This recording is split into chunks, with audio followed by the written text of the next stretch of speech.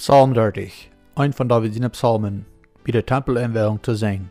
Herr, ik wil die hooggeven, wilst du hast mij gehoord, en laat mijn veen zich niet over mij vreden.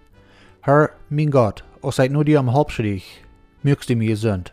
Herr, du hast meine Seele verschont, in mir Leben gehüllen, dat ik nicht in de Kraft brug. Zing voor am, je zijn helje, lof zijn helje noem.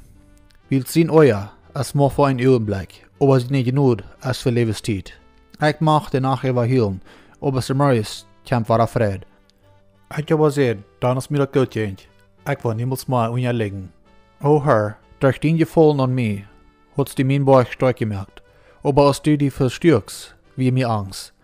Dan roept ik die, Herr, en vroeg nu die hulp. Wat is in mijn dood voor een gewens, wanneer ik im Graf lig? Wat is straf die loven? En wat du van reden, wat treurig bist?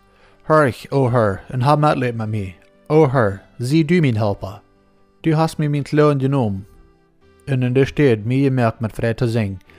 Du hast mir meine Trügler uitgetragen, und mir mit Freudenkleider gekleidet, dat mein Hart die singen loven kann, und nicht still bleiben. O Herr, mein Gott, ich will dir ewig danken.